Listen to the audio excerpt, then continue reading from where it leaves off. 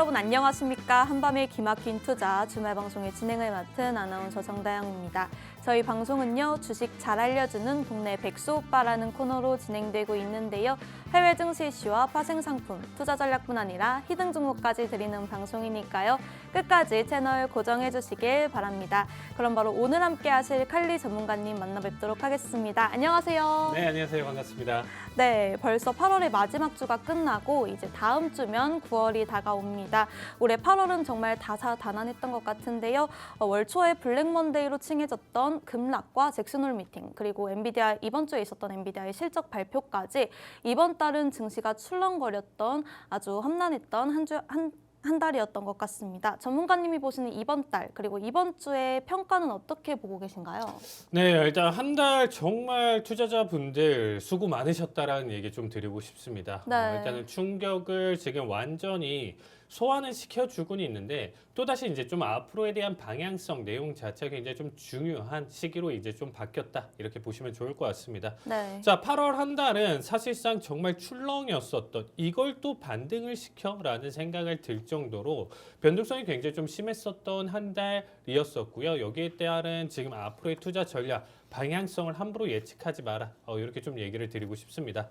자, 정말 많은 이슈들이 있었습니다. 한 달 동안 정말 많은 이슈들이 있었는데, 자, 경기 침체냐 아니냐, 금리 인하할 것이냐 아니냐, 뭐 지금 추가적으로 50bp를 더 가져갈 것이냐, 뭐 이런 이슈, 그리고 엔비디아 실적 무조건 좋긴 하겠지만 정말 괜찮을 것이냐, 주가는 계속 오를 것이냐, 뭐 이런 여러 가지 질문을 통해서 현재 지금 지수에 대한 내용 자체가 만들어졌다라고 보시면 될 것 같습니다. 자, 일단은 보시면 아시겠지만 8월 초 기점으로 해서 지속적인 낙폭을 가져갔었던 이 단 3거래일 만의 낙폭이 정말 컸었어요. 자, 사실상 이제 8월 1일부터 해서 이 3거래일 동안의 낙폭 수준이 이제 나머지 한 달 동안 8월 지금 현재 말을 기점으로 해서 가져갔었던 이 한 달간의 이 반등이 단 3일간의 하락을 메꿔주는 수준이었던 거죠. 이 이상을 돌파하면서 지속적인 매수를 보여준 게 아니고 이 낙폭 수준을 지금 메꿔준 게 한 달이라는 기간이 걸렸다라는 겁니다. 그럼 앞으로 우리가 사실상 하락에 대한 내용 자체나 이런 부분들 이슈가 아직 없느냐라고 했었을 때 저는 정말 넘친다라고 생각을 하고 있어요. 그래서 앞으로 좀 시장 볼 때 이제는 좀 생각해 보셔야 되는 게 단기 급락에 굉장히 좀 조심을 해야 된다. 어쨌든 우리가 단발적인 투자나 내용 자체로 접근하시는 분들 같은 경우는 이번 9월부터 해서 타이밍을 보신다. 내가 정말 종목이 괜찮다라고 하면 9월이 조정장세건 하락장세건 뭐건 이 종목 자체는 단일 섹터, 단일 종목에 대한 내용 자체로 올라갈 수는 있다라는 거죠. 그 관점으로 지켜보신다라고 한들 결국 지수 자체가 3%, 10%대까지 연속적으로 이런 식으로 무너진다라고 하면 버틸래야 버틸 수가 없습니다. 그래서 이럴 때는 조심하셔야 되고 특히나 내 자산을 지킨다라고 하면 저는 좀 타이트한 손절이랑 다시금 그 종목을 한번 손절받다라고 해서 영영 떠나보내는 건 아니에요. 우리가 네. 사실상 한번 손절을 본다라고 하면 재차 타이밍을 노리는 거 역시도 굉장히 좋은 실력이라고 저는 판단을 하고 있어요. 그러니까 내가 비록 손절을 받다라고 하더라도 재차 좋은 타이밍과 내용 자체 해석으로 재진입을 볼 수 있다라는 거, 이런 부분들 자체가 미래를 지금 좀 설계를 보셨을 때 정말 투자에 대한 내용 자체에서 큰 도움이 되실 거다, 이렇게 좀 얘기를 드리고 싶고요. 자, 이렇게 8월달 다사다난했지만 우리가 이 방송에서 제가 지속적으로 알려드렸었던 히든 종목들, 이런 부분들을 한번 좀 체크해보는 시간 가져보도록 하겠습니다. 자, 일단은 찰스 리버인데 얘 같은 경우는 사실 조금 안 좋아요. 최근에 이제 제가 진입했었던 평단가 대비 거의 이제 좀 비슷한 수준 계속적으로 좀 횡보장세를 가져가면서 뭐 수익도 아니고 손실도 아니고 거의 이제 좀 비슷한 수준. 우리가 뭐 손실이나 수익으로 판단을 해봤을 때 1%, 2% 정도 수준은 애매하죠. 뭐 네. 1% 수익, 2% 수익 봤다고 해서 주식 기준으로는 와 할 수도 없고. 왜냐면 100만 원을 넣었는데 정말 수익이 몇천 원, 만 원 수준이면 애매하죠. 1000만 원을 넣었으면 10만 원 안 되는 수준이다라고 하면 이거 역시 애매하고, 손실금도 그 정도 수준이다라고 하면 조금 더 지켜보면서 앞으로의 추세나 내용 자체의 발산을 좀 바라볼 수 있을 것 같은데, 자, 찰스 리버 같은 경우는 지금 보시면 아시겠지만 밑에 지금 나타나 있지가 않은데 자, 전체적으로 지금 분기 실적에 대한 내용 자체가 다 어닝 서프라이즈라고 보시면 될 것 같습니다. 그래서 이 종목을 한번 좀 찾아보시면 아시겠지만 전체적으로 실적 자체가 굉장히 나쁘지 않고요. 어떻게 보면 지금 현재 좀 따져봤었을 때 앞으로에 대한 기대치 내용 자체도 충분히 더 있는 종목이다. 거기에 따른 고점 대비 눌림까지도 잘 맞춰졌기 때문에 지금 일단 일시적으로 지금 좀 소외를 받고 있다라고 한들 단발적으로 지금 다시금 시장에 관심을 받아주면서 상승폭을 키워갔을 때는 정말 뭐 사실 그냥 제 생각에는 340달러대까지도 다이렉트로 상승. 현재 200달러 기점으로 본다라고 하더라도 70% 이상 상승 여력은 충분히 남아있는 종목이라고 보시면 될 것 같습니다. 그 이상에 대한 상승까지도 볼 수 있기 때문에 긍정적으로 봐주시면 좋을 것 같고요. 자, 3M 같은 경우는 제가 평단가가 너무 좋아요. 이 3M 같은 경우는 이제 제가 104달러대 들어갔거든요. 네. 그래서 104달러가 어디냐면 마디값 기준으로 좀 보셨을 때 여기예요. 이 마디값 보이시나요? 네. 여기서 이미 앞에서 지금 실적 나오기 전에 제가 공략했었던 종목이고요. 최근 실적이랑 내용 자체 그리고 금리 인하에 대한 내용 자체도 수혜를 받아볼 수 있다. 다우 종목이기 때문에 사실상 이러한 종목들 같은 경우는 좀 잘 안 움직여요. 특징이 사실상 이제 큰 변동성이나 내용 자체 없이 꾸준히 이제 좀 하락이나 상승 자체를 그렇게까지 크게 가져가지 않는 종목인데 사실 좀 운은 좋았습니다. 실적에 대한 내용 자체에서 이번에 서프라이즈를 크게 보여주면서 상승폭을 크게 가져갔었고요. 거기에 따라서 제가 일단은 1차 자리값, 1차 지금 청산 절반 정도 비중 자체 줄여놓고 나머지 지켜보는데 나머지도 사실상 이 장대 양봉의 중심을 깨지 않는 수준의 조정을 받고 나서 계속적으로 고점을 갱신하고 있죠. 네. 그러니까 상승폭을 계속 키워가는 종목은요. 계속 간다는 거예요. 지금 같은 종목은 사실상 조금 더 원하는 타겟 자리값이 있기 때문에 지속적으로 좀 지켜보고 있고 현재까지 수익률 자체가 21%를 넘겨주고 있습니다. 이런 종목들 사실상 21% 이상 수익 가져가는 거 정말 메리트 있다라고 좀 얘기 드리고 싶고 앞으로도 조금 더 홀딩 보시면서 지금 일단은 계속적으로 상승 가능성이 있다라고 보시면 될 것 같고요. 조금 아쉬웠었던 종목 중에 하나는 팔로알토예요. 팔로알토 같은 경우는 최근에 이제 어떻게 보면 실적 발표 이후에 오히려 이제 7% 넘는 급등까지 추가적으로 보여주면서 상승폭을 굉장히 좀 크게 키워갔었던 종목 중에 하나입니다. 평단가가 이제 334달러여서 지금 일단 좀 보시면 아시겠지만 그래도 지금 현재 기준으로도 나쁘지 않죠. 여기서 네. 들어갔기 때문에 이 상승폭에서 제가 이게 기술적으로 좀 걸리는 자리값이다라고 생각은 했었어요. 그래서 단발적으로 청산해 볼까 했다가 원래 이제 생각했었던 1차 목표가에 도달을 하지 못해서 조금만 더 관망을 하자 했었는데 단발적으로 이제 좀 지켜보신 분들 같은 경우는 최근에 이제 4거래일째 하락해서 이제 좀 눈살을 찌푸리셨을 텐데 어쨌든 지금 다시금 상승폭을 좀 크게 키워갔었던 모습을 연출을 하면서 지속적인 매수에 대한 내용 자체 긍정적으로 바라볼 수 있고 다시금 이제 저점이라든지 본절 부분 터치한다라고 하면 여기서 비중 줄여서 다시금 재차 타이밍 이런 부분들은 가져가도 리스크를 거의 제로로 만들어 두고 일단은 좀 바라볼 수 있다라고 보시면 될 것 같습니다. 자, 일단 가장 또 마지막으로 지금 또 생각해 볼 수 있는 게 이제 좀 아쉬웠었던 것 중에 제가 이제 하락에 대한 내용 자체 우리가 시장에 이제 7월 달 중순부터 해가지고 블랙 먼데이 거칠 때 어마무시한 하락을 보여줬었죠. 그때 네. 이제 단발적으로 수익이 60% 이상 이렇게 나와줬었거든요. 그러니까 제 바닥을 기준으로 봤었을 때 단 2주 만에 이제 60% 넘는 수준을 가져갔었던 모습이었는데 평단가는 22달러 부근이었어요. 여기서 일단은 1차 자리값 역시도 비중 절반 줄이고 가져갔었는데 평단가까지 가져왔었지만 여기는 좀 버텨주고 현재 다시금 단기 반등을 좀 보여주고 있습니다. 저는 9월 달 기준으로 조금 더 추가적인 조정 내용 자체 그리고 이번에 엔비디아에 대한 내용 자체에 이따가 좀 설명은 드리겠지만 추가적으로 하락폭을 계속적으로 좀 키워갈 가능성은 있기 때문에 단기적인 좀 빅테크 조정은 다시금 볼 수 있다라고 생각하고 있고요. 전고점을 단발적으로 돌파한다 이 정도는 아니지만 스물스물 돌파를 하면서 지속적인 매수세 이어질 가능성이 높다. 이거는 어떻게 보면 빅테크 10종목에 따른 하락에 대한 3배 인버스라고 보시면 될 것 같습니다. 아직까지 포지션 홀딩에 대한 내용 자체 나쁘진 않고요. 현재 수익 자체도 이제 좀 본다라고 했었을 때 그래도 13%대 이상 수익을 가져가고 있어요. 그러니까 뭐 60%대가 워낙 많았었던 거지만 네. 뭐 이미 13%대 아직도 유지하고 있고 이미 20%대 이상에서 일단은 절반 이상 정리를 하면서 일단 안정적으로 바라보고 있기 때문에 미국 주식이라고 해서 뭐 단타가 무조건 안 된다가 아니고 너무 큰 수익이 나온다라고 하면 당연히 단발적인 청산 볼 수 있는 거고요. 내 수익이 크다라고 하면 수수료는 절대 걱정하실 필요는 없습니다. 그리고 최근에 미국 주식이 무조건 오른다 이런 내용 자체는 아니기 때문에 미국 주식마저도 최대한 조심스럽게 종목 발굴하시면서 보셔야 되고 오늘자 히든 종목도 가져왔기 때문에 채널 고정하시고 많은 시청 부탁드리도록 하겠습니다. 네, 저희 칼리 전문가님께서 단기적인 빅테크 조정이 있을 것 같다고 이 단기 급락을 조심해야 한다고 말씀해 주셨고요. 저희와 함께 큰 수익 보고 싶으신 분들 아래 하단 QR코드를 통해서 박스 통신망에 들어오셔서 큰 수익 챙겨가시길 바라겠습니다. 그럼 이번 주 가장 큰 이슈는 아무래도 엔비디아 실적 발표인 것 같은데요. 제가 보기에 이번에는 엔비디아 실적이 잘 나온 것 같은데 실적은 시장 예상치를 상회했고 앞으로 가이던스도 더 성장할 것이라고 했는데요. 주가는 실적 발표 후에 애프터마켓에서 8%까지 밀렸다가 왔거든요. 이거 왜 이러는 걸까요? 사실상 엔비디아는요. 네.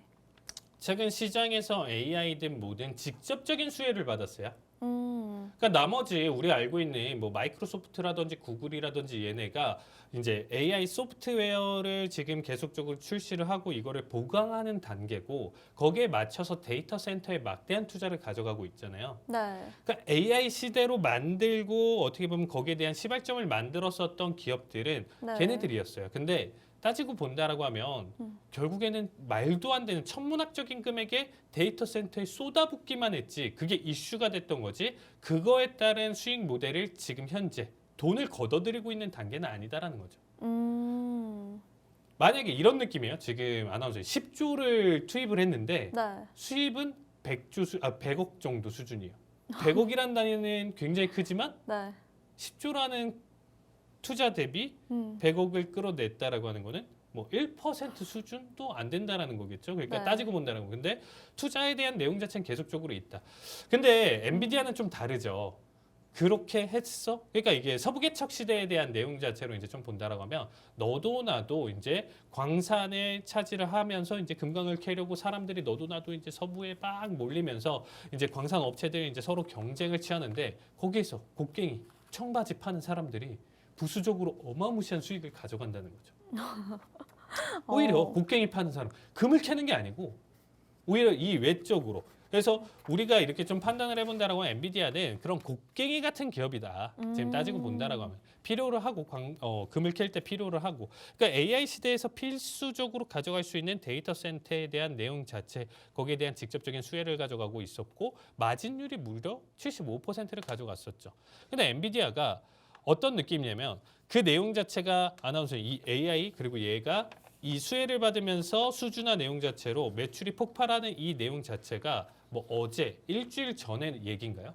이미 1년 반 전부터 계속적으로 이 내용 자체가 꿈틀거리면서 네. 계속 분기 실적에서 어마무시한 서프라이즈를 계속 보여줬다라는 거예요. 이 내용은 뭐냐?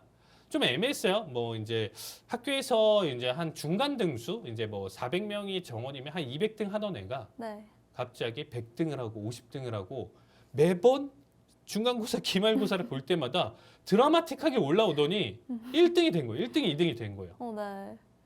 1등이 2등이 됐는데 이 최상위권으로 넘어온 시점이 또 기간이 됐다라는 거죠. 단발적인 게 아니고 그렇게 치고 올라왔던 애가 계속 1, 2등이 되고 있는 상황이에요. 그러면 사람들은 기대가 뭐겠어요? 아, 얘 정말 공부 잘하고 네. 똑똑하고 이제는 됐구나. 이젠 계속 1, 2등만 할 수 있겠구나. 그 공부는 앞에서부터 이렇게 치고 올라왔으니까 영재 소리 들을 만큼 뭐 우리로 본다면 서울대가 아니고 뭐 하버드를 갈 정도로 정말 천재구나라고 이제 막 기대가 계속 생긴다라는 거예요. 네, 그렇겠죠. 그렇게 기대가 생겼는데 평균 수준 그리고 조금 더 잘했다. 그러니까 아, 얘 더 잘할 수 있는데. 얘 더 잘할 수 있는데 이거밖에 못하나? 이 생각밖에 안 든다는 거죠. 그러니까 오히려 실망을 했다라는 거. 얘는 잘했는데 영재 수준으로 계속 기대치가 높아지니까 잘했음에도 불구하고 기대치에 못 미쳤어. 이 내용이 지금 잡아들었던 거예요. 그래서 어제자 기준이었었죠. 어제자 이제 새벽 시간대 프리장으로 그러니까 어제 목요일 이제 녹화 전날이 이제 목요일 아침 새벽 시간대 이제 실적 발표라 이제 컨퍼런스 콜이 나와 줬었는데 거기에 따라서 이미 프리마켓에서 8% 하락을 보여줬고요. 본장 기준으로는 제가 이제 어제자 대응을 했었는데 1%대, 2%대까지도 마이너스를 이제 많이 축소를 시키면서 오히려 양전을 하는 게 아니냐, 이제 플러스로 전환시키는 거 아니냐 했다가 결국에는 지금 현재 종가가 6% 넘게 하락을 보여줬습니다. 결론적으로는 하락폭을 키워갔다라는 거죠. 그러니까 엔비디아를 이제 우리가 좀 다시 살펴보면 자 보시면 아시겠지만 EPS 이전치보다 높고요. 총 매출 역시도 300억 달러 나와주면서 이전치 286억 예상치보다도 지금 높게 나와줬습니다. 자 데이터 센터 매출까지 지금 보신다라고 하면 263억 달러로 이게 전년 대비도 아니고요. 불과 분기, 전 분기 대비 기준으로도 16%나 증가를 보여줬습니다. 너무 잘해요. 뭐 다 올라요. 그냥 시장 네. 무조건 좋을 수밖에 없습니다. 3분기 매출 전망마저도 지금 일단 좀 본다라고 했었을 때 총 매출 기준으로 봤었을 때 가이던스 상향된 내용 자체 맞고요. 게임 매출, 자동차 로봇 뭐 할 것 없이 그냥 얘는 매출 지금 실적 내용 자체로 본다라고 하면 깡패예요. 깡패인데 아나운서 이 느낌이죠.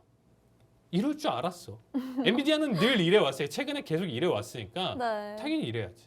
근데 기대치가 너무 높네요. 그렇죠. 기대치가 너무 높았었던 게 이번에 하락에 대한 가장 큰 원인이었다라고 보시면 될 것 같습니다. 사실상 이제 어떻게 또 생각을 해보시면 좋을 것 같냐면요. 이제 호퍼 수요 자체는 계속적으로 강력해요. 이제 호퍼 자체가 이제 H100, H200에 대한 내용이고요. 그리고 이제 블랙웰에 대한 기대감이 높다라는 내용 자체도 지금 계속적으로 나와주고 있는데 아나운서 게임 좋아하시나요 혹시? 안 좋아하시죠? 안 좋아해요. 안 좋아하시죠?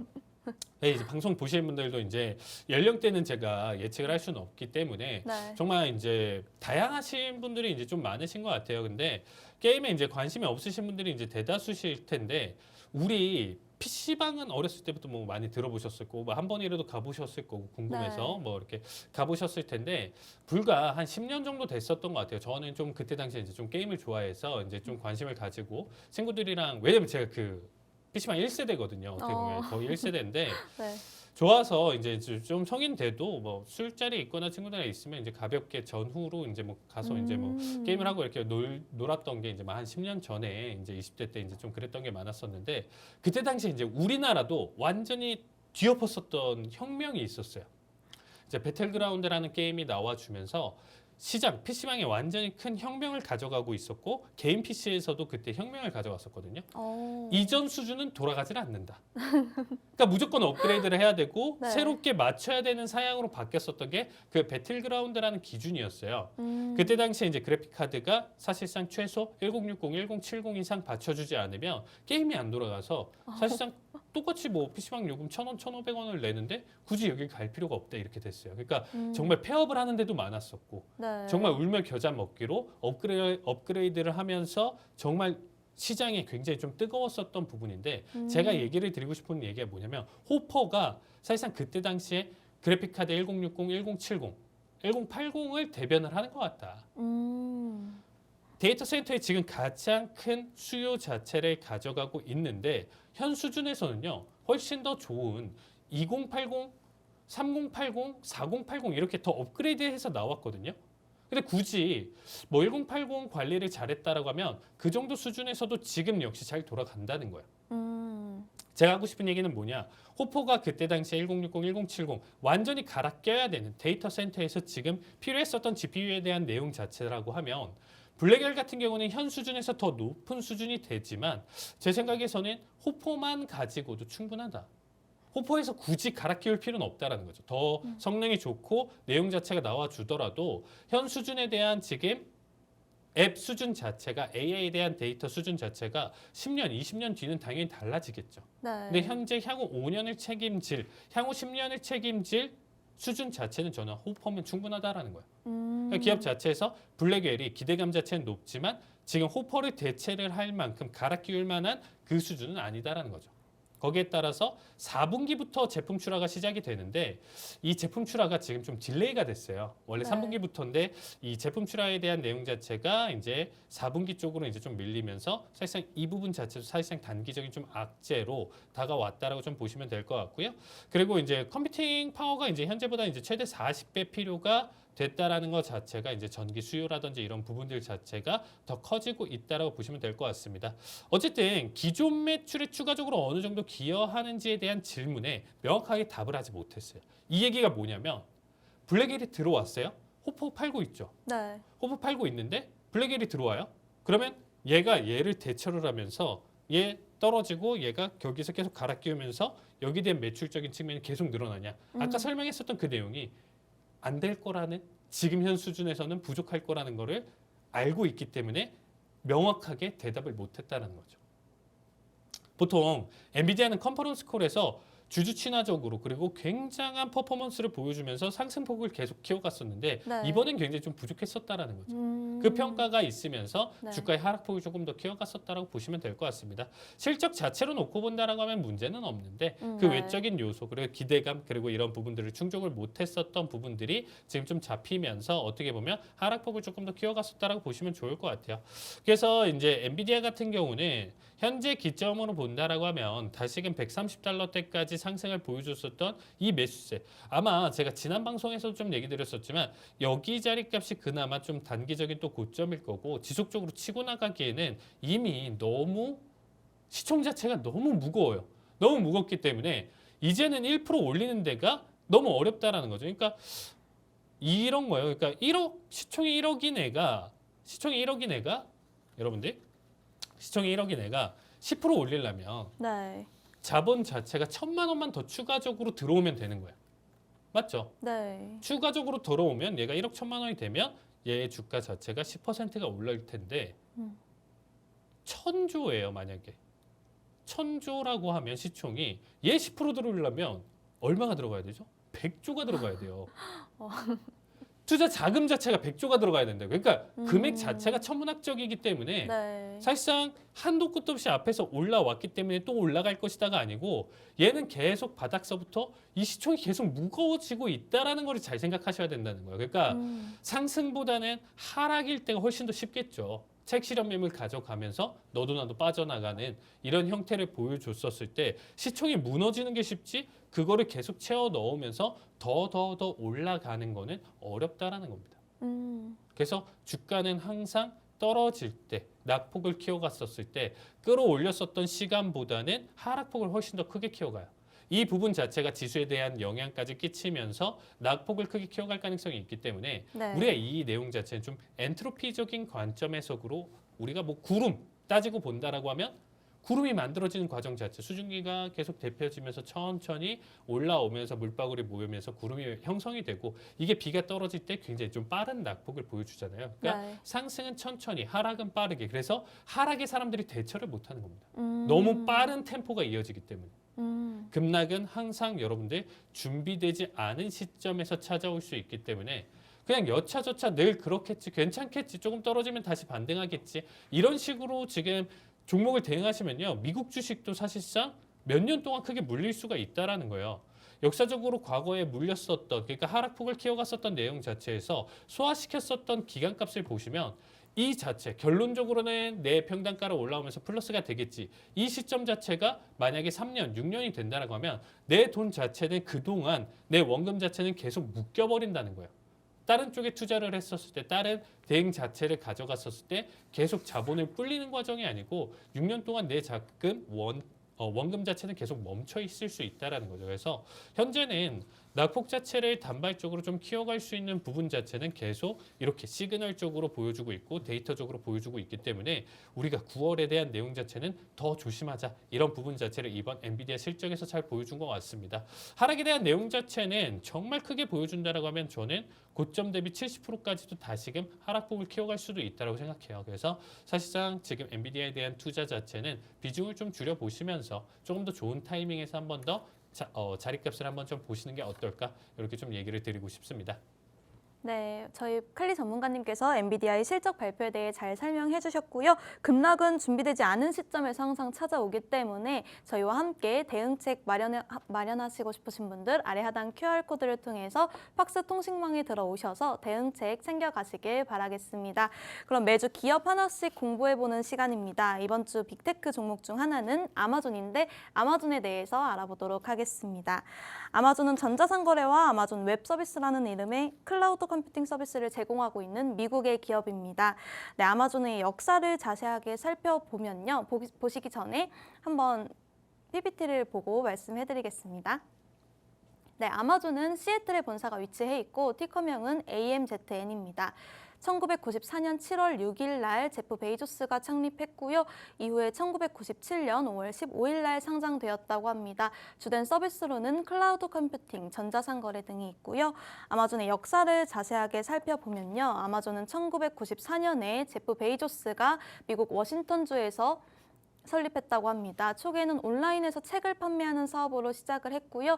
이후에 다양한 기술적인 혁신을 이루어냄으로써 발전을 해왔다고 하는데요. 가장 큰 기술적인 혁신 중 하나는 원클릭 주문 시스템입니다. 이 원클릭 주문 시스템은 고객이 한 번의 클릭만으로 제품 주문을 가능하게 하면서 사용자의 경험을 개선시켰다고 합니다. 아마존의 기업 문화와 복지에 대해서는요. 고객 중심성, 빠른 속도와 인내와 유연성이라는 가치를 중요시하면서 이를 바탕으로 고객 만족도를 높이고 발전해왔고요. 복지로는 직원들에게 주식을 지급하면서 회사의 성장과 발전에 직접적인 이해와 이타적인 참여를 할 수 있도록 했다고 합니다. 다음으로는 이어서 아마존 광고는요. 이렇게 아마존의 역사는 사업 모델과 방향성은요. 아마존은 초기에 온라인 서점에서 시작하면서 이후에는 다양한 사업 모델도 도입하면서 성장했고요. 클라우드 기반 AI 기술과 인터넷 물류 기술을 발전시키면서 더욱더 효율적인 사업 모델을 구축했다고 합니다. 아마존의 미래 발전 방향과 향후 대책으로는요. 인공지능 로봇 기술을 더욱 발전시키면서 효율적인 물류 시스템을 구축하고자 했고요. 아마존은 현재 주력 사업 분야인 온라인 마켓플레이스에서 더욱더 다양한 제품을 제공하면서 고객 경험을 높이기 위한 노력을 계속할 것으로 보입니다. 다음으로는 아마존이 어떻게 이렇게 어마어마한 매출을 낼 수 있었는지 알아볼 텐데요. 아마존이 가장 커진 것은 역시나 소매 사업입니다. 처음에는 단순하게 이 세상에 있는 모든 책을 파는 가장 큰 서점이라는 컨셉으로 시작을 했던 아마존은 그 목표를 달성하자마자 이제는 세계에서 가장 큰 서점뿐만 아니라 세계에서 가장 큰 리테일러가 되었습니다. 먼저 아마존에서 직접 판매를 하는 온라인 세일이 있는데요. 판매와 배송을 아마존에서 직접 하는 시스템입니다. 한 해 동안 판매되는 매출은 315조 원으로 가장 큰 비중을 차지한다고 하고요. 오프라인 세일도 있습니다. 아마존은 아마존 고와 아마존 프레시 같은 오프라인 상점이 있고 여기다 올가닉 푸드를 판매하는 홀푸드 마켓의 인수로 다양한 오프라인 매장에서 세일을 하고 있습니다. 이렇게 상점에서 판매되는 매출은 27조 원 정도라고 합니다. 다음으로는 3자 판매 서비스입니다. 아마존 셀러라는 이야기 많이 들어보셨을 텐데요. 아마존 회사 차원에서 파는 것이 아니라 개인이나 회사가 아마존의 상품을 직접 등록해서 판매를 하게 되면 이를 3자 판매 서비스라고 부릅니다. 아마존에서는 물건 하나만 제대로 팔아도 대박이 나기 때문에 새로운 아메리칸 드림처럼 불리고 있습니다. 또 아마존은 배송에서 혁신을 이뤘는데요. 아마존 이전에 미국에서 온라인 쇼핑이 정말 불편했다고 합니다. 미국은 땅이 너무 커서 물건 하나를 사도 배송 기간이 평균 1주에서 2주 정도 소요가 됐다고 하고요. 그런데 아마존은 모든 곳에서 이 시간을 줄이기 위해 막대한 투자를 시작하게 됩니다. 일단 고객이 아마존으로 주문을 하면 주문 처리 센터에서는 배송지와 가까운 창고로 주문을 보냅니다. 그럼 로봇이 자동화 시스템으로 해당 물건을 찾고 포장 작업까지 해서 배송 준비를 마칩니다. 심지어 아마존은 자체적으로 배송 시스템까지 구축하게 됩니다. 조만간 미국에서 가장 큰 택배 회사가 아마존이 될 거라는 예측까지 나오고 있는데요. 이렇게 배송에 혁신을 가져오고 빠른 배송을 원하는 고객님에게는 아마존 프라임이라는 구독 서비스를 신청하게 됩니다. 이 아마존 프라임에 가입하면 아마존에서 넷플릭스 같은 아마존 프라임 비디오까지 같이 볼 수 있게 하는 서비스를 도입했다고 하고요. 미국 인구가 3억 4천만 정도 되는데 미국 프라임 가입 인구가 1억 7천만 정도라고 합니다. 여기에 가족 인구까지 합하면 사실상 미국 인구의 대부분이 아마존 프라임에 가입되어 있다고 볼 수 있습니다. 이어서 아마존 광고는요. 판매자들은 사람이 몰리는 곳에 상위 노출을 잡기 위해서 아마존에 광고비를 내고 광고를 집행하는데요. 아마존이 광고를 내는 매출은 가장 빠르게 성장하고 있는 섹션 중 하나라고 합니다. 아마존은 이렇게 지속적인 혁신과 고객 중심의 전략을 통해서 글로벌 전자상 거래 및 기술 기업으로 성장을 하고 있고요. 아마존 웹 서비스, 디지털 스트리밍, 인공지능 기술 등을 비롯한 다양한 분야에서 혁신적인 서비스를 제공하면서 글로벌 시장에서 큰 영향력을 갖고 이어가고 있습니다. 아마존의 최근 이슈에 대해서는 칼리 전문가님께 부탁드릴 텐데 제가 개인적인 질문이 하나 있습니다. 빅테크 종목들이 지금 너무 비싸서 접근을 못했던 분들에게 아마존이 지금 주가가 매력적인지가 궁금한데 미국 소매 판매 지표나 월마트 실적을 보면 소매 관련 매출은 꾸준한데 전문가님은 어떻게 보고 계신가요? 네, 아마존 최근 실적과 더불어서 일단 아마존 같은 경우는 제가 이 방송을 벌써 몇 년을 했는지 모르겠는데 거의 뭐 한 3년, 4년 넘게 했었는데 네. 제가 빅테크 중에 제일 좋아하는 기업 중에 하나였어요. 그러니까 오. 투자를 본다라고 하면 매그니피션트 세븐 중에 네. 저는 테슬라를 제일 싫어했었고요. 네. 20년도 초반부터 해가지고 계속 설명드렸었던 거는 아마존에 대한 지금 현재 꾸준한 상승 흐름 자체 계속 강조드렸었던 것 같아요. 이제 단기 낙폭을 좀 보여줬을 때도 사실상 아마존은 좀 모아가도 괜찮다. 뭐 사실 엔비디아처럼 폭발적인 상승은 아니었어요. 왜냐면 눌림 이후에 엔비디아 같은 경우는 뭐 이런 식으로 날아갔다라고 하면 아마존은 딱 그 전고점 부근 때까지 이제 다시금 맞춰줬다라고 보시면 될 것 같습니다. 자, 근데 지금 조금 보시면 아시겠지만 아마존이 그동안 성장했었던 거, 안호 선생님 얘기하셨던 것처럼 97년도 상장하고 나서부터 초반에도 어마무시한 상장을 지금 성장을 좀 보여줬었죠. 이때가 이제 오, 네. 97년도인데 이때 뭐 이제 지금 주식 분할이나 이런 부분들 때문에 뭐 0.06달러예요. 그러니까 이때 초반에는 따지고 보면 막 0.05달러가 지금 170달러면 뭐 사실 이때부터 들고 계신 분은 지금 뭐 수익률이 뭐 말이 안 되겠지만 네. 여기서 이제 계속적으로 우상향을 보여주면서 일단은 상승폭을 계속적으로 키워갔었고요.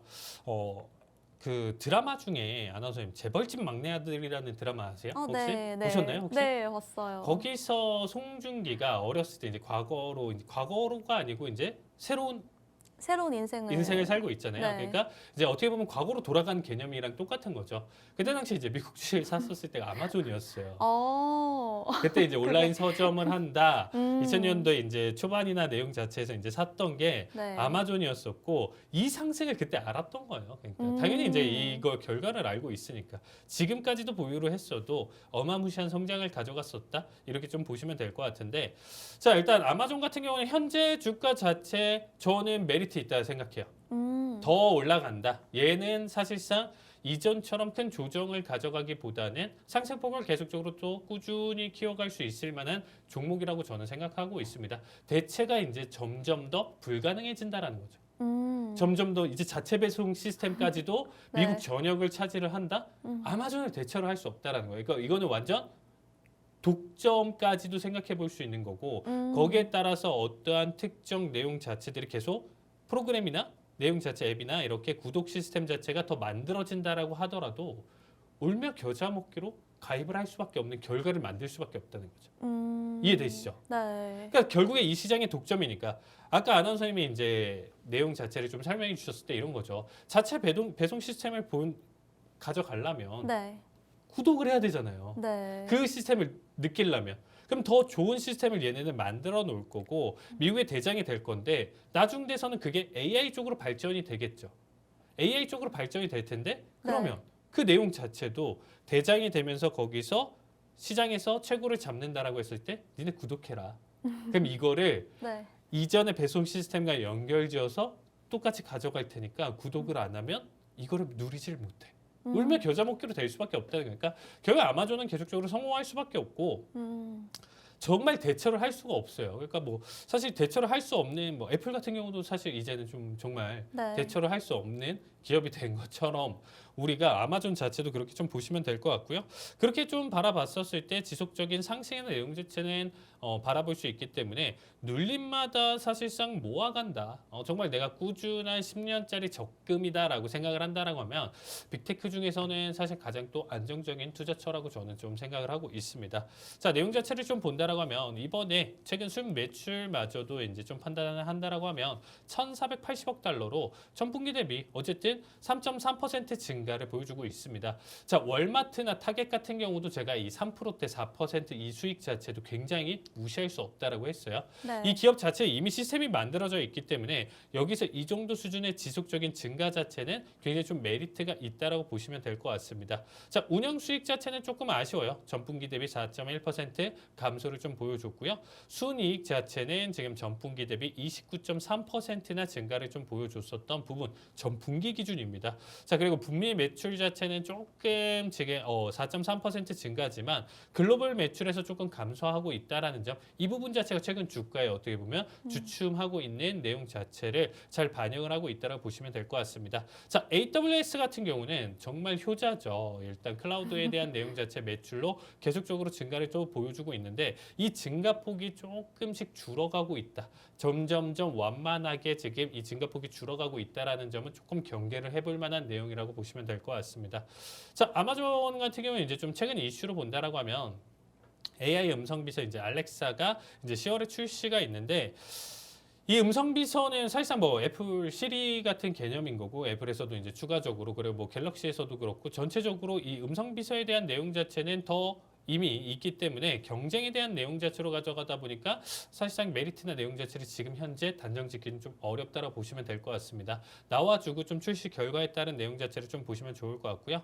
그리고 이제 최근에 이제 코로나의 또 추가적인 확산으로 인해서 아마존 쇼핑에 대한 이제 어떻게 보면 이게 이제 배송이죠. 배송 자체 배송에 대한 내용 자체인데 잠시 일시 중단되는 사태가 좀 벌어지면서 이것도 좀 단기적인 좀 악재로 다가오고 있습니다. 그리고 이제 어떻게 보면 미 노동당국에서 계약직마저도 계약직 배송 기사마저도 아마존 직원으로 인정해라. 이 내용 자체는 사실상 아마존 기준으로 추가적인 지출이 계속적으로 이어질 가능성이 있기 때문에 사실상 운영 수익에 대한 이 감소 역할을 좀 일부 가져갔었던 결과였다라고 보시면 될 것 같습니다. 그래서 이러한 내용 자체가 지금 최근 이슈로 좀 잡아주고 있고요. 그리고 이제 아마존이 또 드론 배송까지도 이제 계속 이전에 이슈로 좀 잡아주고 있는데 소음이 너무 심각하다. 이제 이슈 계속적으로 이제 주민들 반발이나 내용 자체가 좀 나와주면서 이 드론 배송에 대한 내용 자체도 계속적으로 더 성장하는 데 이제 좀 걸림돌이 되고 있다라고 보시면 될 것 같습니다. 그리고 이제 사실 이 아마존 자체도 이제 2분기 AI 지출에 대한 급증 전망을 좀 보여주고 있고요. 이 내용 자체는 사실상 직접적인 투자나 내용 자체는 계속 가져가고 있지만 수익 모델을 뽑는 데 시간이 많이 걸린다라는 점, 이게 경기 침체에 대한 내용 자체를 가져왔었을 때 일부 큰 조정을 줄 수 있을 만한 결과값이다라고 보시면 될 것 같습니다. 그래서 아마존 같은 경우 지금 현재 어떻게 보면 제가 좀 설명드린 내용 자체에서 단기적인 좀 악재나 내용 자체는 좀 담아두곤 있지만 글쎄요. 어쨌든 하락에 대한 내용 자체를 좀 일부 담아두더라도 제가 생각하기엔 나머지 빅테크들보다는 오히려 하락폭, 나머지들이 30% 40% 하락할 때 얘는 5% 10% 수준 정도 조정을 받아주고 다시금 추세를 돌릴 가능성이 있기 때문에 다시금 소화시키거나 고점을 갱신하면서 넘어갈 수 있는 여력은 충분히 더 남아져 있다, 이렇게 보시면 될 것 같습니다. 그래서 아마존 이런 악재나 내용 자체 조금 더 기다리실 분들은 기다려 보시고요. 언제든지 한번 좀 담아둘 만한 좋은 종목이니까 한번 관심 가져보시면서 지켜보시면 좋을 것 같습니다. 네, 저희 칼리 전문가님께서 아마존의 최근 이슈에 대해서 잘 설명을 해주셨고요. 아마존 현재 주가 메리트 있다고 말씀해 주셨습니다. 저희와 함께 큰 수익 챙겨가시고 싶으신 분들 아래 하단 QR코드를 통해서 박스 통신망에 들어오셔서 큰 수익 챙겨가시길 바라겠습니다. 그럼 이제 조금 시야를 넓혀서 중국 이야기를 해볼까 하는데요. 중국 위기설이 계속해서 나오고 있습니다. 과거를 돌아보면 헝다그룹을 포함을 해서 부동산 기업 관련한 악재들이 계속 나왔는데요. 올해 초에 회복하는 모습을 보이더니 다시 바닥을 치고 있습니다. 그러면 오히려 지금이 저가 매수 시점인가라고 여쭤보고 싶은데 중국 증시에 대한 투자 지금 노려봐도 될까요, 전문가님? 네, 중국 같은 경우는 제가 이제 오전에 네. 이제 라이브 방송을 통해서 이제 항생을 계속적으로 좀 대응을 하다 보니까 최근에 좀 변동성의 내용 자체가 바닥을 다졌냐, 다시금 상승이냐, 약간 그런 기미는 있어요. 네. 왜냐면 이제 우리가 이제 지수의 상승 자체는 무조건 현재 경기 상황을 100% 대변한다는 아니잖아요. 근데 네. 일부 어쨌든 추세나 내용 자체가 바닥을 다지면서 단기적인 반등을 가져가고 있기 때문에 그러한 내용 해석 자체는 충분히 담아둘 수 있다라고 보여주고 있습니다. 자, 일단은 데이터를 좀 보시면 아시겠지만, 자, 대외적인 수출 자체는 지금 이전에 코로나 이전부터 2010년부터 만들어졌었던 추세 라인 때 기준으로 본다라고 하면 네. 대외 수출은 되려 최근에 증가를 했어요. 대외적인 수출 자체는 계속적으로 증가하는데 내수 소비, 그러니까 이제 내수 시장 자체, 중국 자체 내수에서 이제 어떻게 보면 이 소매 판매에 대한 내용 자체를 본다라고 하면 무려 2.7조 달러 수준의 소비 차질을 지금 최근에 보여주고 있거든요. 그러니까 이게 코로나 이전에 대한 데이터나 내용 자체 해석으로 본다라고 하면 최근의 추세를 이탈하고 있다라는 점이 사실상 어떻게 보면 소비 둔화에 대한 내용 자체를 조금 더 생각해 볼 수 있을 만한 내용이죠. 이거는 중요해요. 이렇게 좀 장기적인 추세선이나 내용 자체는 이미 시장의 중국에 대한 성장성이나 내용 자체를 받쳐주고 있는데 그 수준을 못 따라가고 있다라는 것을 반증을 하잖아요. 네. 대신에 대외 쪽으로는 사실상 나쁘지 않다라는 판단을 가져갈 수가 있습니다. 자, 그리고 이제 경기 부양을 위한 이제 금리 인하에 대한 내용 자체도 일단은 좀 본다라고 했었을 때 단기적으로 이 내용으로 좀 살펴본다라고 하면 금리 인하를 하면 다시금 부동산 가격에 대한 상승을 또 이끌어갈 가능성이 있겠죠. 네. 그러면 부동산 가격이 또 천정부지로 올라요. 모든 사람들이 중국에 있는 모든 사람, 우리나라도 똑같지 않나요? 모든 사람들이 방송 보신 모든 사람들이 다 아파트, 주택을 보유하고 있지는 않아요. 누구는 전세를 살고 누구는 월세를 살고 있잖아요. 그러니까 보유하는 사람들도 많이 있지만 아닌 사람도 있다. 중국도 똑같다. 그러면 금리 인하돼서 다시금 부동산 가격이 껑충 올라간다라고 하면 소비가 활성화되는 게 아니고 오른 가격만큼 내가 또 사려고 준비를 했었던 사람들이 또 한 단계 레벨업이 되다 보니까 더 허리띠를 졸라맬 수밖에 없겠죠. 네. 이런 부분들 자체가 소비 둔화에 대한 가속화를 가져갈 수 있고 침체 자체에 대한 내용 자체도 지금 가져갈 수가 있다고 보시면 될 것 같습니다. 자, 소비자 신뢰지수 자체도 역사적인 저점을 기록한 만큼 최근에 사실상 이 부분에 대한 회복 자체를 크게 못 보여주고 있다라는 것을 보시면 좋을 것 같습니다. 자, 그리고 이제 중국 무역 분쟁의 이제 심화가 사실상 뭐 하루 이틀 내용 자체는 아니죠. 그런데 미중 갈등, 관세 부과한다 계속 지금 시장에 나와주고 있는데 자세히 보시면 최근 들어서 미국이 최대예요. 무역 흑자로 중국이 가져가는 최대 국가는 지금 보시면 아시겠지만 미국이에요. 되려. 네. 최근에 그렇게 미중 갈등, 막 관세 부과하고 뭐 한다고 해도 중국이 지금 바라보고 있는 최대 고객은 미국이라는 거죠. 아이러니하죠. 거기에 따라서 지금 일단 또 볼 수 있는 내용 자체가 유럽이고요. 일본 같은 경우는 사실상 이제 어떻게 보면 마이너스를 가져가고 있는데 좀 어느 정도 지금 이 내용에 대한 내용 자체를 상승 회복을 가져가고 있다. 그러니까 중국 쪽에 대한 내용 자체 아까도 좀 데이터를 좀 보여드렸었지만 대수출에 대한 내용 자체는 지금 얼마든지 괜찮다라는 거예요. 그럼 이 내용 자체를 제가 좀 얘기 드리고 싶은 내용이 뭐냐면 그렇게 미중 갈등 지금 계속적으로 관세 부과인데 아직 멀었다. 관세 부과나 네. 갈등이나 이런 내용 자체로 제재를 가져갈 수 있는 내용 요소는 지금 현재 시장 자체가 이만큼 좋다라고 보니까 오히려 나라별로 더 막을 가능성이 있다라는 거죠. 그러니까 미국 시장, 지금 중국 시장 자체가 지금 이제 반등을 치면서 넘어간다지만 오히려 다른 국가에서 막는 내용 자체가 워낙 커진다라고 하면 대외마저도 지금 수출적인 부분 자체가 꺾인다라고 하면 이 역시 사실상 그렇게까지 긍정적이진 않겠죠. 현재 수준 자체가 지금 아편 전쟁의 전과 굉장히 좀 흡사하다라고 해요. 청나라 때 이전 시기에 네. 영국과 계속적으로 뭐 청나라는 계속적으로 뭐 비단이라든지 그리고 이제 마시는 차라든지 이런 거를 수출을 하는데 영국 자체에서는 계속 은으로 계속 결제를 해요. 본인들은 파는 게 없고 일방적인 교육인 거죠.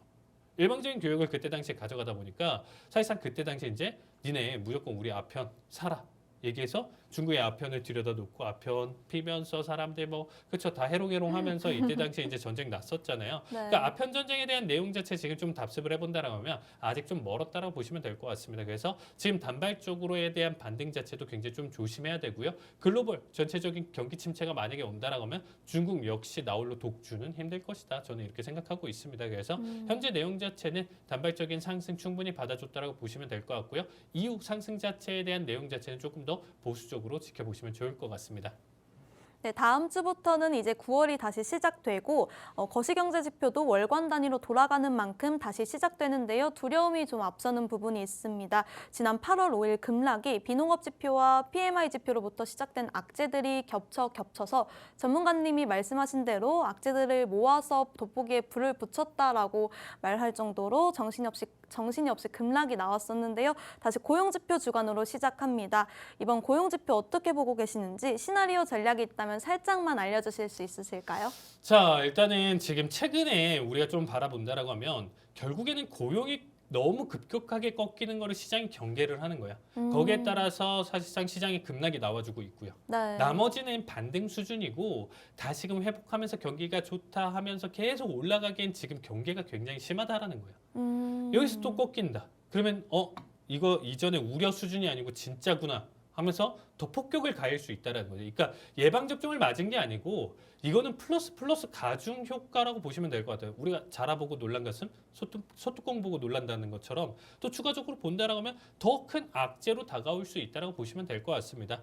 자, 신규 실업상 청구 건수 1년의 추이를 본다라고 하면 사실상 지속적으로 우상향을 보여주고 있습니다. 최근 단발적인 데이터가 조금 꺾였다라는 느낌은 있지만 전반적인 큰 추세는 계속 올라가고 있고요. 연속 실업상 청구 건수를 보시면 더 명확하게 아실 수가 있겠죠. 지속적으로 그래도 우상향으로 계속적으로 올라가고 있는데 그 폭은 사실상 좀 미비하긴 해요.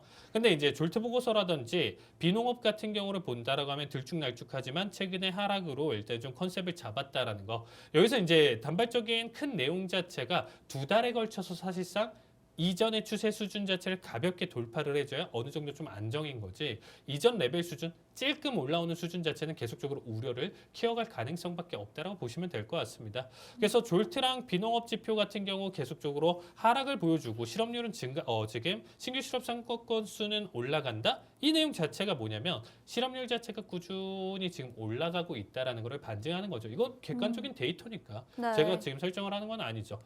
그리고 최근에 감원에 대한 이슈가 다시금 불을 붙었어요.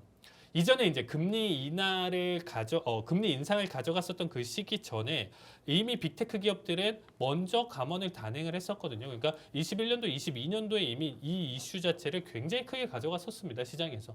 이러한 내용 자체를 대비를 하겠다 하면서 감원을 가져가는데 그때 당시에 감원이랑 지금에 대한 감원 자체는 조금 다르거든요. 네. 뭐냐면 그때 당시에는 막 시장 자체가 너무 좋았어요. 단순히 코로나라는 단발적인 큰 이슈 자체가 잡아주면서 일시적인 어떻게 보면 중단이 있었던 거지. 사실상 기업적인 내용 자체나 시장 자체는 나쁘진 않았었다라는 겁니다. 그러니까 이렇게 생각하시면 돼요.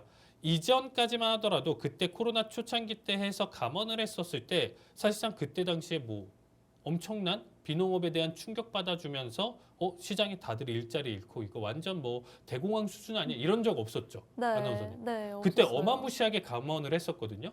빅테크들이. 근데도 그때 당시에 이슈나 내용 자체 실업률로 크게 안 나왔어요. 그게 왜 그러냐면 그 사람들은 가장 최상단 브레인 층에 속하는 거죠.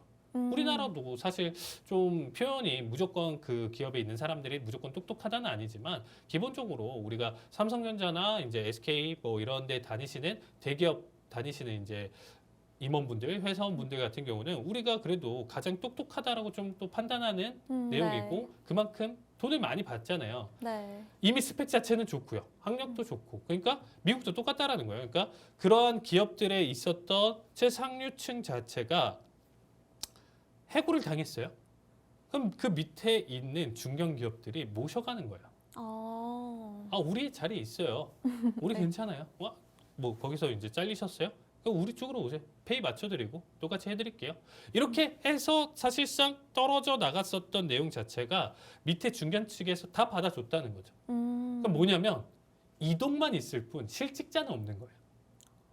이해되시죠? 네. 그러니까 고용에 대한 이동은 있어도 실직자는 없었는데 그 시기 자체도 이미 채워진 상태에서 이제 또 감원을 한대요. 그럼 이제 밑으로 우리 이전에 2년 전에 채워놨어요. 이제는 올 자리 없으세요. 이렇게 되는 거죠. 밑에서도. 점점 그 층이 다져진 상태에서 이제 본다라고 하면 정말로 저는 침체에 대한 내용 자체를 이제는 좀 얘기를 할 수가 있다. 이렇게 좀 얘기를 드리고 싶습니다. 자, 인텔 같은 경우 지금 15,000명 전체 인력의 15%나 감원에 대한 계획을 가져가고 있고요. 파라마운트 같은 경우 2,000명, 그래서 스텔란티스 같은 경우 최대 2,450명에 대한 감원 계획이 있습니다. 테슬라는 상반기 지금 2만 명 정도 감원이 있고요. 자, 델 AI를 통한 지금 운영 방식 간소화를 지금 좀 가져가면서 내부 정비를 가져가고 있고요. 애플 역시 100명 정도 감원을 가져가고 있습니다. 점점 AI가 사람을 대체하는 내용 자체를 가져간다라고 하면 저는 이 내용 자체가 침체 국면으로 넘어갈 수 있다라고 보여주고 있고요. 결국에는 시장 자체에 되돌릴 수 없는 이 지금 채워질 수 없는 이 결과 자체가 장기적인 실업에 대한 내용 자체 담아두면서 우리가 정말 큰 우려를 가져갈 수 있는 결과값까지도 AI가 오히려 만들어갈 가능성이 있다고 보시면 될 것 같습니다. 그래서 이 내용을 토대로 여러분들이 좀 보신다라고 하면 9월 한 달 정말 조심스럽게 시장 한번 고용까지 보시면서 예측 봐주시면 좋을 것 같습니다. 네, 저희 전문가님께서 미국 감원 이슈에 대해서 잘 설명해 주셨는데요. 저희 한밤주잘백이 준비한 소식은 여기까지입니다. 본 방송에서 제공되는 정보는 투자 판단에 대한 참고 자료일 뿐이며 해당 종목의 가치 또는 상승과 하락을 보장하지 않습니다. 저희는 내일 밤 8시 30분에 다시 찾아뵙도록 하겠습니다. 시청해 주신 여러분 고맙습니다.